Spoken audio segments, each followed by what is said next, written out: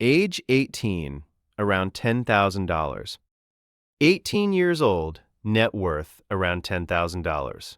For most people, that number is either a car they don't actually own yet, a savings account their parents opened when they were born, or nothing dressed up with generous rounding. Here's what's actually happening at 18. Most people are either entering the workforce with no plan or signing up for student debt with no plan, which is just the same problem wearing different shoes. The ones who hit close to 10,000 are usually sitting on a car payment and zero investments. The ones ahead of it almost always had parents who set something up years earlier on their behalf. Here's the thing. $10,000 at 18, invested and left completely alone at a 9% average return, becomes over $500,000 by retirement. Most 18-year-olds spend it on a car instead. That's not a judgment. It's what happens when nobody explains what the number actually means right now. The takeaway, the decisions you make at 18 feel small because the amounts are small. They're not. The compound growth clock starts right now, whether you use it or not. Age 21, around $25,000. 21, average net worth around $25,000. Here's the uncomfortable breakdown of what that actually contains. A vehicle, a checking account, maybe a small retirement fund they opened because HR said to and haven't touched since. That's most of it. And if they went to university, student debt is sitting behind that number, canceling most of it out, which means real net worth is negative. And they're just not calculating it that way because that would be too depressing to look at directly. Here's the trap. 21 feels young. There's time to figure it out later. That mindset is understandable. The math doesn't care about the mindset. Every year that passes without investing is a year of compounding you cannot get back. And you're burning those years at exactly the age when they're worth the most. The people who hit 30 with serious momentum didn't start at 30. They started here while it still felt pointless, while the amounts were embarrassingly small, while nobody around them was doing it either. The takeaway: 21 is not too young to start. It's almost too late to start at the optimal time. Act accordingly. Age 25, around $60,000, 25.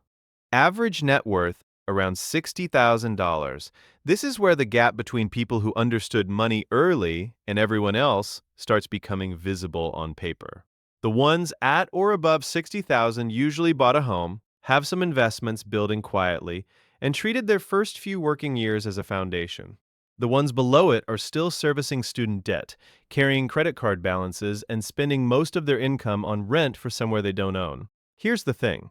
25 is when lifestyle creep hits hardest. First real salary, first apartment without roommates, first car upgrade. Every single one feels earned. And technically it is.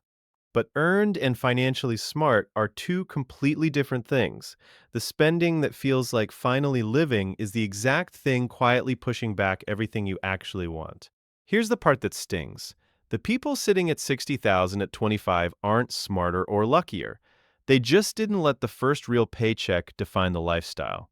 The takeaway: at 25, the gap is still very closable, but the window doesn't stay open forever, and it's already smaller than it was 3 years ago. Age 30, around $125,000. 30. Average net worth around $125,000. This is when the stakes get real and the excuses start running out. By 30, most people have had a full decade of earning, and the results are on the scoreboard. 125,000 sounds reasonable until you pull it apart.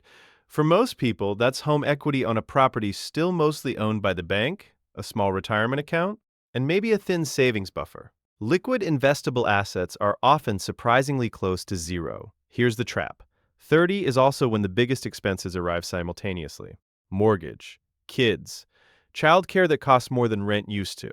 The most expensive season of life lands exactly when people are supposed to be building serious wealth, and most people hit pause on wealth building while it's happening. Here's the thing.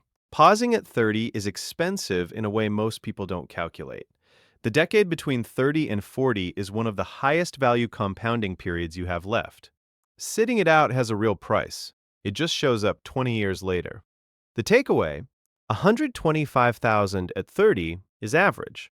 Average at 30 almost always means playing catch-up for the rest of your working life. Age 40, around $300,000. 40. Average net worth around $300,000. Here's the retirement math nobody runs until it's uncomfortable. At a 4% annual withdrawal rate, $300,000 generates $12,000 a year. That is not a retirement. That is a problem you're not yet close enough to see clearly, but it's coming into view. The people ahead of this number made consistent decisions across their 30s, let income grow faster than lifestyle, and didn't blow up the balance sheet on a divorce, a bad business call, or a decade of expensive nothing. The people behind it are dealing with at least one of those things, usually more than one. Here's the thing, 40 is not too late. But the math gets harder every single year from here. The compound engine is losing its most valuable fuel, which is time, and you're not getting it back. Here's the part that stings. Most people at 40 feel like they're doing okay. 300,000 feels like real money. Run the retirement number honestly, and it isn't enough. The takeaway. Do the actual math, not what sounds comfortable, what the spreadsheet says you need to survive at 65 without working. Then decide how okay you actually are right now. Age 50. Around $550,000. 50. Average net worth around $550,000. This is where the consequences of every financial decision made across the previous 3 decades arrive in one place at the same time. The people who invested consistently, kept lifestyle in check, and avoided a balance sheet catastrophe are well ahead of this number. The people who told themselves they'd catch up later are staring at a gap that is now genuinely hard to close. Here's the thing about 50.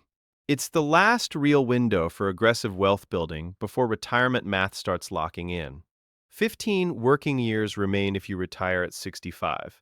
15 years of contributions plus compounding can still move the number meaningfully, but only if you actually use them. Here's the trap. 50 is also when spending peaks, kids in university, aging parents needing support, health costs starting to climb. The expenses arrive at exactly the moment urgency to save should be at its highest, and they point in the opposite direction. Here's the part that stings. $550,000 at 50 is just over half of what most planners say you need for a genuinely comfortable retirement. Half. The takeaway, the catch-up window is still open. It closes faster than it feels like it will.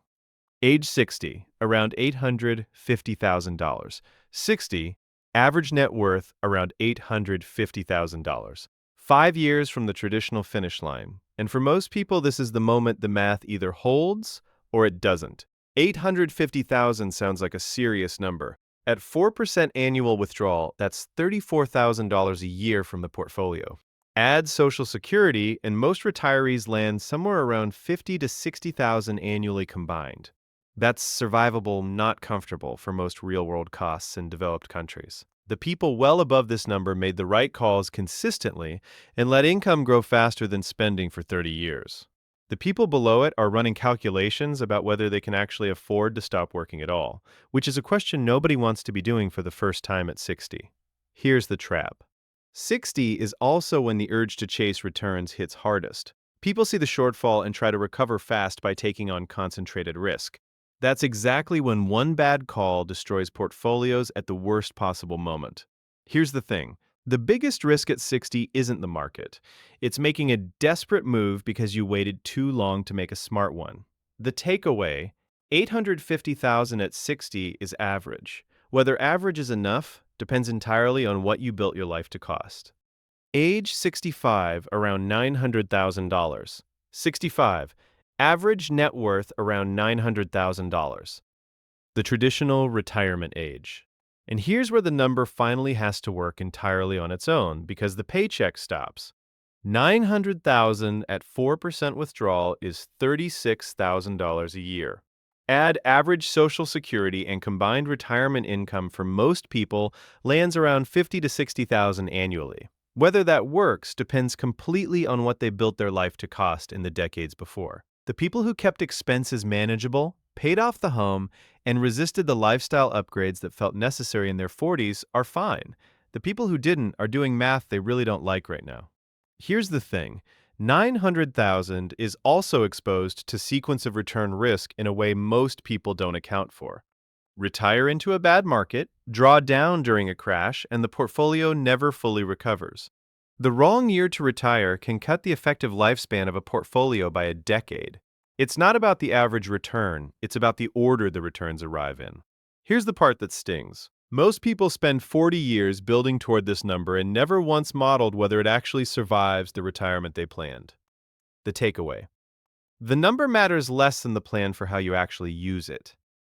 Age 75, around $800,000. 75. Net worth drops to around 800,000. For the first time in the whole journey, the number moves in the wrong direction. Whether that decline is controlled or alarming depends entirely on decisions made decades earlier. The people who built properly are drawing down predictably, living on what they planned, and the portfolio is declining at a rate they accounted for. The people who didn't are watching the number fall and quietly running math they don't like. Here's the thing. 75 is when healthcare costs stop being background noise and become a primary line item. The spending pattern shifts entirely. Less travel, less lifestyle, more medical. And the expenses that shrink don't shrink nearly as fast as the healthcare expenses grow. Here's the trap that catches people off guard. Most retirement planning assumes relatively steady spending across retirement. Real retirement spending spikes in the final years. The money people thought would last to 90 runs short of 80 because nobody budgeted honestly for what actually happens to a human body at 75 and beyond. Here's the part that stings. You spent 40 years building wealth for a retirement that costs more than you planned for. The takeaway: model healthcare costs into the plan now. Not when you need them, because by the time you need them, it's too late to plan for them. Age 100, around $600,000, 100 years old. Net worth around $600,000. Here's the thing. If you're watching this at 100, you've done something genuinely extraordinary. You've also almost certainly outlived your financial plan, because most financial plans don't extend to 100. Most people don't expect to need them to. But people increasingly do live this long, and the system is not built for it. Social Security was designed when 65 was already considered old age. The 4% withdrawal rule was built around a 30-year retirement, not a 35 or 40-year one. The math assumes you'll be gone by the time the portfolio runs dry. Here's the trap. Even people who did everything right carry longevity risk, which is the risk of outliving your money. That used to sound absurd. Now, it's a named planning problem that financial advisors discuss with clients in their 50s. 600,000 at 100 sounds like a lot. Divided across however many years remain, it may not be. Here's the part that lands differently than every other number on this list. Reaching 100 means you won at biology. The only question is whether the balance sheet agrees. The takeaway: plan for longer than you think you'll live. Because the alternative is being right about the timeline and completely wrong about the money.